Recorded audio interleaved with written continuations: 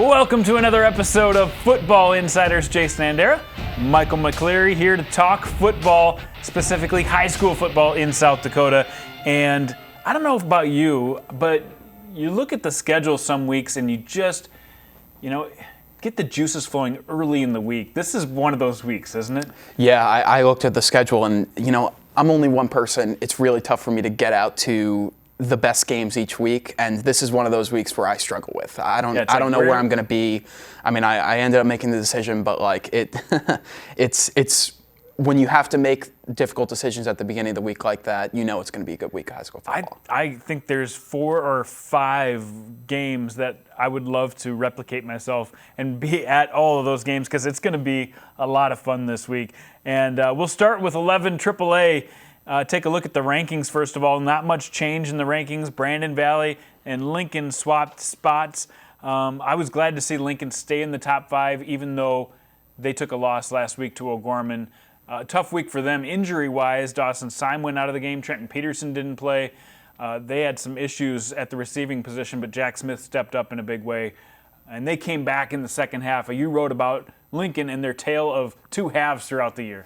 Yeah, and we talked about this last week. I mean, it just, they played maybe the best 10 and a half minutes in all of South Dakota football, AAA this season, right. And in those last, in that last quarter. And, it was at a time when it really was very unlikely that they were going to come back, but they still made it a game. It was a 1-score game, and all they needed was a stop, and that Maverick Jones touchdown really iced it for O'Gorman. But, even still, they were able to score another touchdown after that. So it just kind of showed you that, they were one stop away from tying a game that really didn't seem like it was close at all. Yeah.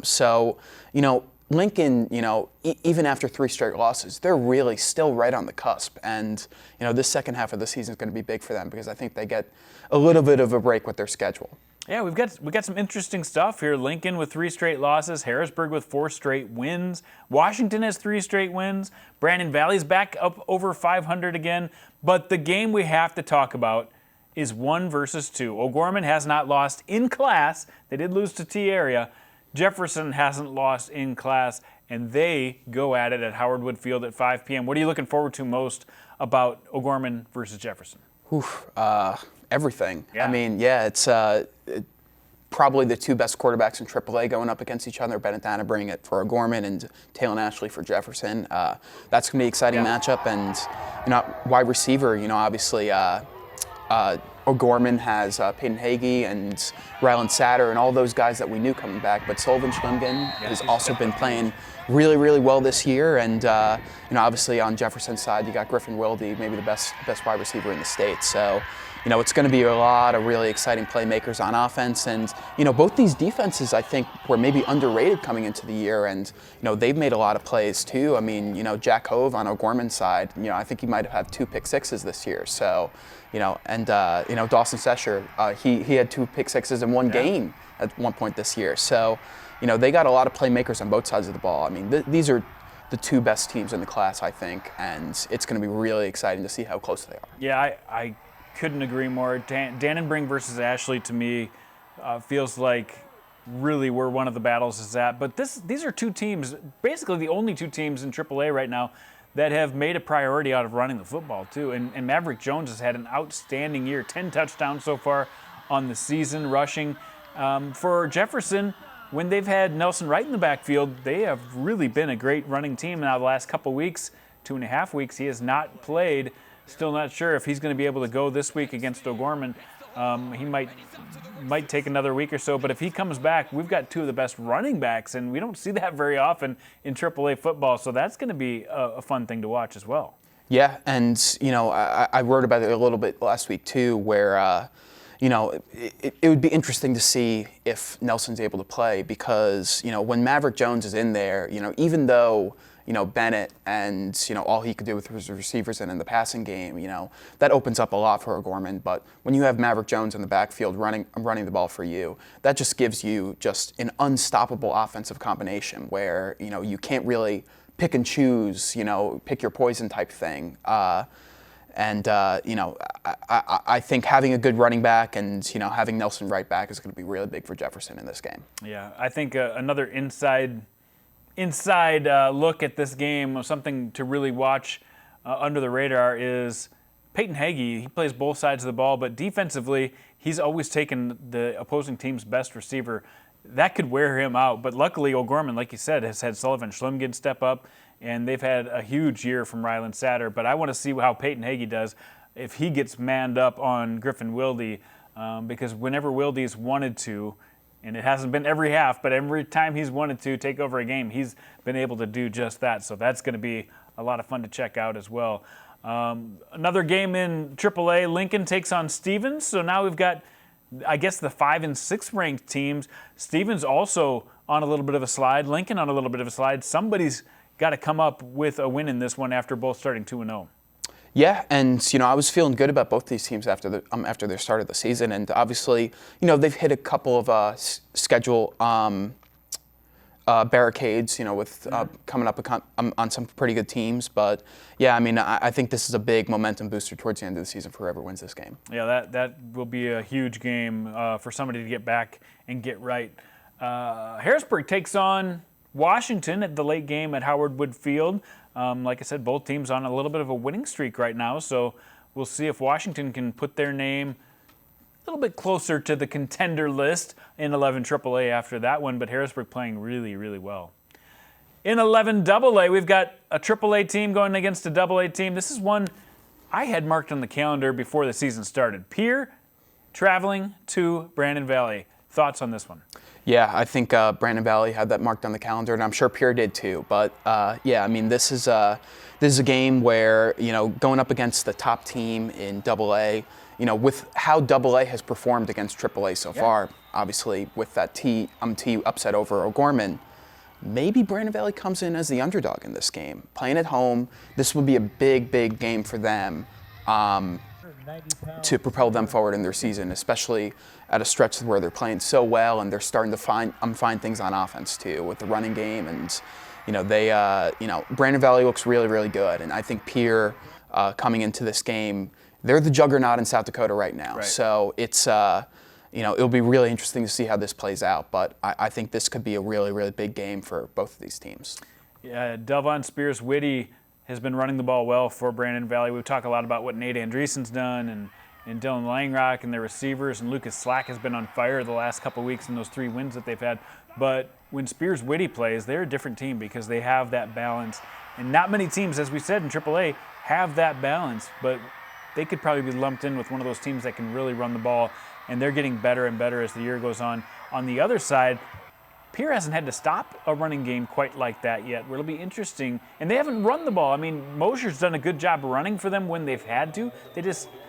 They haven't had to because Lincoln Kienholz puts together such efficient drives down the field, throwing the football and running the football, that they haven't had to rely on much else. But in this game, I wonder if Mosier's going to have a bigger role in this game for Pierre to grind it out if Brandon Valley has enough weapons to kind of contain Lincoln Kienholz. Can they contain Lincoln Kienholz in this game? He hasn't been contained yet this year. Yeah, I mean, you sort of alluded to it. Like, if Pierre wants to establish the run game, they could go to Lincoln. If they want to establish the pass game, they could go to Lincoln. That's right. It's Lincoln's sort of a one-man show as far as, their offense goes. But, they do have other weapons. They're a really, really good team. And, obviously, playing behind a really, really strong line, I won't doubt their ability to get a run game going if they need to. So it's, that's something to really look out for. But you sort of said it. I mean, Brandon Valley in the beginning of the year when they went off on their two-game losing streak to start the year, they were a little bit one-dimensional without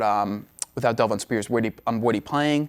Lucas Slack was playing really, really well, but when you can only do one thing well, and obviously he runs the ball well too, but when you only have a quarterback to make your plays, that really changes your offense a bit. So now that Delvon Spears-Whitty is back, he had 144 yards rushing, has gone over 100 yards, I think, in every single game since he's played, since he's gone back. He changes the offense. He makes them way more dynamic, and I think they're going to score some points against Pierre. Yeah, it'll be interesting. Usually when a AA team plays a AAA team, you worry a little bit about depth. You worry about maybe the size of the lines, and that in the T O'Gorman game definitely wasn't an issue for the smaller school team in T area. They were bigger up front. And in this game with Christian Bush and Jason Machachak and some of these big guys for Pierre, I don't think that's going to be an issue either, is lining up in the trenches. So that gives Pierre a really good shot at winning this because they've got such good depth in the trenches. They've got Lincoln Keenholz who can do multiple things. This one's going to be a lot of fun to watch, and I'm going to be out there to definitely check that one out. Yankton Brookings, another good game in AA, a couple of ranked teams. It's been Brookings who's kind of owned Yankton over the recent years, but this year I think Yankton comes in as a favorite. Yeah, and Yankton really, they showed something against T last week. I was at that game, and they, up until the very last moments of the game, Yankton was right in it. They tied it on a really, really nice pass from Rugby Riken.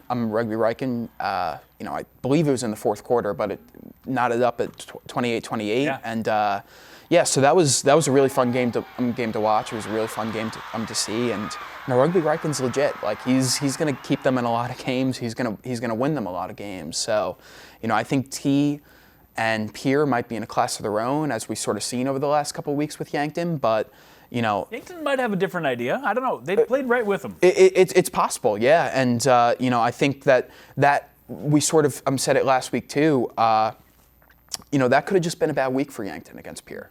And I think they showed that a little bit against T. Yeah, I think so too. Yankton's in the midst of maybe the toughest 3-game stretch of any team in AA. They had to go to Pierre, got to play against T area, and now head to Brookings to play another good top 5 team. So they will be battle tested at the end of this week, if nothing else. T area, number 2 team in this class, hosts Sturgis. By the way, T area threw the ball. Well, they threw the ball twice. One was called back on a pass interference, and the other one was a completion. But they ran the ball exclusively last week. That's a team that really can get it done on the ground. Yeah, I didn't even realize this. I think it was 64 rushes that they had. It was incredible. But, when you look at their playmakers, Chase Van Tol, Blake Thompson, you can't really blame them. Right. And, it's funny talking to head coach Scott Fry after the game. You on that 4th down play that they had towards the end of the game to ice it, where Blake Thompson ended up running for a touchdown, everybody on the field, on the sideline, in the stands, everybody knew they were running the ball.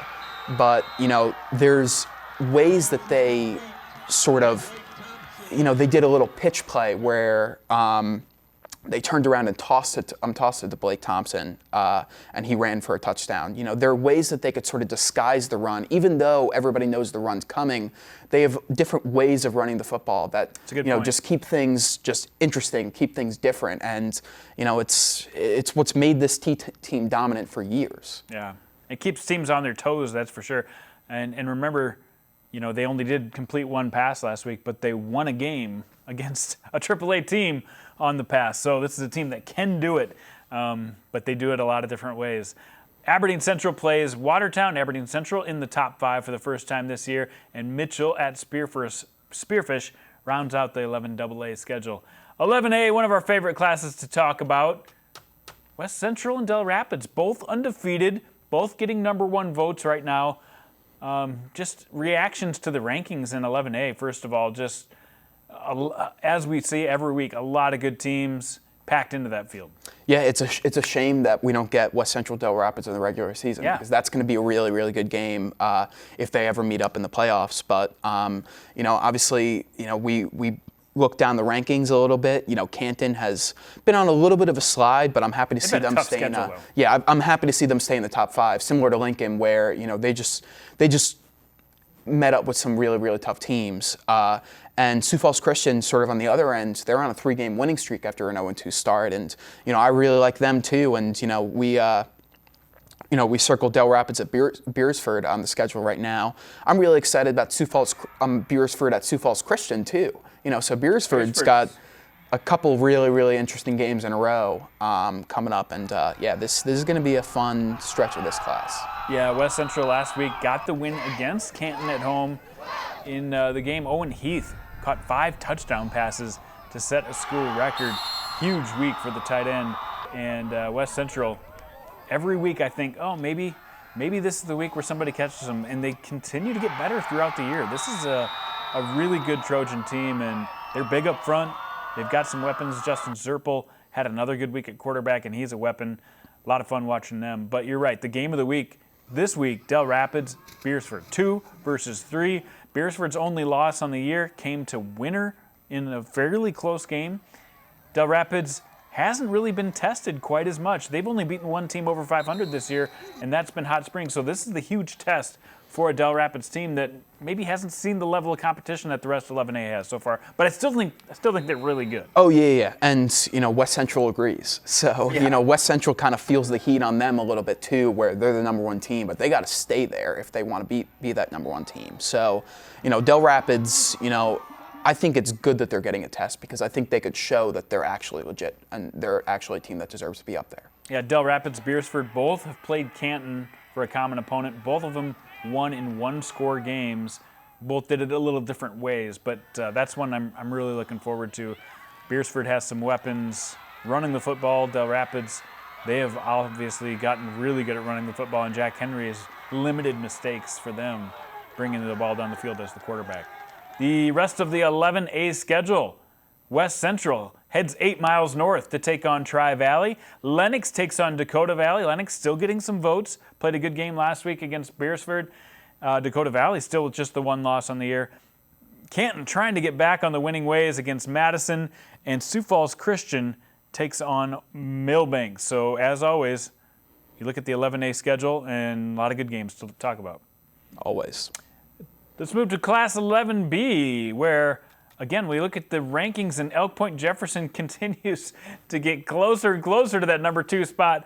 This week, just 1 point away in the media poll from getting that number 2 spot. We are still pulling for Elk Point Jefferson. We think they are a dynamite team. But while Bridgewater Emery-Eaton still at number 2, they get a 1 versus 2 matchup this week against Winter.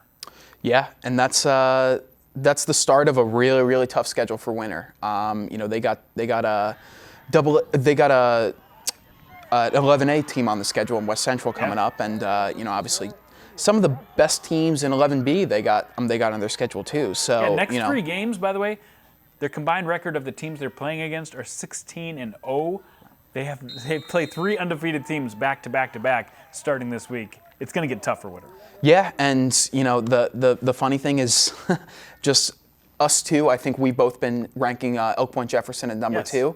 Maybe after this week it will finally get there. Maybe it's either that or Bridgewater Emery-Eaton or Bridgewater Emery-Eaton but shocks the class or maybe the world by beating Winter. Winter's just been so dominant this year, and that's no disrespect to Bridgewater Emery-Eaton. Right. Bridgewater Emery-Eaton is a really, really good football team. And they've been improving throughout the year. Yeah. Since losing their quarterback in the second week. Yeah. So if they could pull off an upset, I mean that would be incredible. But right now Winter's just been so dominant. They got all the first place votes, and deservedly so. Yeah. I went and looked at these two defenses, Winter and Bridgewater, and Winter giving up 2.9 yards per play, and of course, a lot of these games are out of hand, and they've got their backups in. 2.9 yards per play. Bridgewater Emery-Eaton, though, giving up just 3.1 yards per play. And last week was the first time a team really got on the scoreboard against them in Sioux Valley. They have been holding teams to pretty much single digits before that game. So a couple of really good defenses in this one. Looking forward to seeing how they do. But this class is packed. 5 teams in the top 5. No losses in the top 5. There's a lot of good teams to talk about, and one of those teams I just wanted to mention because we don't talk enough about them is Mount Vernon Plankinton. They had a big week against Tri-Valley last week. Reed Russ has been tremendous for them. Gets a D1 offer this week, preferred walk-on offer from USD. He's looked really good. Ron Colley has scored 126 points in the last 2 weeks now, a 70-point performance and a 50-plus point performance last week. And we're barely mentioning them as well. They get to play St. Thomas More this week, another tough battle. So, we talk a lot about Winter and Bridgewater Emery-Eaton, but Elk Point Jefferson, Mount Vernon Plankinton, Ron Colley, even Hot Springs and St. Thomas More. This has been a pretty good class this year. Yeah, the two teams that you mentioned at the end, St. Thomas More and Hot Springs. Obviously, Hot Springs is the only team that gave St. Thomas More a loss, so otherwise they would be undefeated too. Right. It's really interesting. 1 through 7, there's a lot of really, really good teams in this class, and I'm I'm more excited than I was. I'm more excited about this class this year than I was last year because it just seemed like Winter was running away with it. Where this year, I'm not really sure if that's the case. As good as they've been. I agree. It's going to be, well, we'll see what they do with this gauntlet of a schedule over the next 3 weeks to see if they can separate themselves as a true number one. I just had to throw in one more team I'm looking at in 11B, and it's the Dual Cardinals. Just one loss on the season, a one-score loss to Roncalli is their only defeat on the year. They're kind of under the radar right now, but Owen Quayle, Trey Molland, and the rest of the Cardinals have put together a really good year. And sometimes, just because you're a one-loss team and there's so many undefeated teams, we kind of forget that there's another tier that could do some damage. I think this Dual Cardinal team is a team to kind of watch over the next couple weeks to see what they do and maybe make a run in the playoffs as well. Let's talk about nine-man football, Michael, and we'll start in 9AA. One new ranked team in 9AA, that's Elkton Lake Benton, another undefeated team that we probably don't talk enough about. They've put together a 6-0 season so far this year. They've beaten a couple of really good teams, and their quarterback Ryan Krogh is having, probably more than an all-state season. He's probably Player of the Year candidate type of season, and they're still up there. Hamlin had a heck of a week last week, scoring 61 points against a ranked team, taking Castlewood out, and their duo gets them a number one vote. So a couple weeks ago, Wall got a number one vote, and then they didn't. Hamlin now gets a number one vote, but Howard's still the team to beat in 9AA so far. In 9A, it's Gregory and Warner getting the first place votes. Warner has a challenging test this week. Castlewood took their first loss, and the rest of those teams in 9A looking to knock off Gregory. Gregory has a tough game against Parkston to see if they can stay undefeated. I think that's going to be a lot of fun. And in 9B, Harriet Selby got probably their best test of the year in Sully Buttes and really passed the test with flying colors. Took the number 3 team out, scored 46 points on them, and really made it look like they're the team to beat. Although I still have to say, Hitchcock-Tulare, it looks really good at that 6-0 spot. Any comments on nine-man football as far as maybe big games coming up that you got your eye on, Michael? Well, there are some on the schedule, but obviously Harriet Selby area. We talked about this last week, how they had a test coming up. I've been a really big fan of Brendan Begeman since the beginning of the year, since last year, in the playoffs too. And I think this was a big moment for him to really show out and kind of establish himself as one of the better athletes in nine-man football. So that was it was good to see that. Yeah, he's been nothing short of spectacular. A 300-yard week 2 weeks ago, and then this week over 200 yards and 4 touchdowns for Brendan Begeman. So he's been huge. Here's a look at the big games on the slate. Parkston takes on Gregory. Parkston with just the one loss this year, lost to Hanson by a single point, by an extra point. So their team definitely to watch in 9AA. Gregory, of course, moves down to 9A this year. This is probably their best test of the season so far. Gregory has passed with flying colors so far this year, but Ryland Peck, 12 rushing touchdowns. Last year, Parkston won this battle 50-0, but Parkston lost a couple key seniors where Gregory pretty much brings everybody back, so I think it'll be much closer this year, but a huge test for the Gorillas. Hamlin takes on Warner, a battle of undefeated teams in different classes. Last week, Hamlin took out an undefeated team in 9A. They're hoping to do the same thing this week against Warner. Tyson Stevenson, by the way, Hamlin's quarterback, 17 passing touchdowns. Luke Frazier, their running back, almost to 1,000 yards already early in the season. And Warner's had a great attack on their own front with Hunter Kramer, who's been there ever since he took the team as a quarterback to the Dome a couple of seasons ago, and now their feature running back having a great season. So if Warner is going to make any noise in 9A, they could make a huge statement this week going up against Hamlin. Alcester Hudson's still undefeated, but they've got their toughest game of the year heading up against Avon, heading to Avon. And Avon has had a tough schedule the last couple of weeks and kind of got knocked out of the rankings a little bit, but could make a huge statement if they could take out an undefeated Alcester Hudson team. And then Howard taking on Viborg Hurley. Viborg Hurley's been up and down a little bit. A couple of really good wins for them, beating teams like Canastota, and then losing on the road to a really good Platte Geddes team. We don't know which team shows up, but Viborg Hurley will definitely give Howard a challenge in that one. So some big games in nine-man football coming up this week, as always. let's talk about what you're going to be working on this week, Michael. What do you have interest, especially, what game are you going to attend this week? I'm going to be going over to Brandon Valley High School to check out that Pierre game. That's a game that, like you said, it was a game I wanted to cover since the start of the year. So that brings up a good question, though. Like, I always get people asking me this. How would Pierre do if they were in AAA with the dominating team this year? And this is going to give us a little hint. Yeah, and you hear similar things with T area where it seems like T, with how they've risen up classes over the past couple years, it seems like they might be almost sort of ascending in that direction, maybe a little bit quicker, where that just seems like to be their trajectory. Whereas Pierre just sort of seems comfortable winning AA championships, Yeah. So, but this year, because obviously we can't be totally just like speak very broadly about this, because obviously things change and teams change and everything. Those coaching staffs are obviously very, very good. So you're pretty comfortable about how they're going to do over the next say 5 or 10 years, depending on how long they stay there. But I think this year, both Pierre and T area, they've shown, and Pierre has a chance to show this week. They could be a pretty good team in AAA. AAA is very, very good, but I think those two top AA teams, they got a chance. I kind of compare it to like when an FCS team plays an FBS team and maybe gives them a challenge and beats them. Like, yes, they can play with an FBS team, but could they do it on a week-to-week basis? And that's where I see this Pierre team might be able to play on a AAA level on a week-to-week basis. In years past, I don't know if they could have. Well, an example to keep with that FCS example, North Dakota State, I think, they lost their first game to an FBS team since 2009 this year. Right. That's, what's that, 13 years? I mean, that's kind of what where I think Pierre is too, is they're at the level where it's no big deal to beat a AAA team this year. But I just think this year's Pierre team is the one team that could maybe win a state championship regardless of what class they're in. I don't think the last 4 teams maybe could have said that. Yeah, we should do another state championship with all the teams who win the state championship and see what happens. You'd have a lot of fans on board for that. I don't know how many administrators you could get on that train as well. But that'll be a great game to watch for you, and I'm sure you've got coverage all over the state as well with your Argus coverage.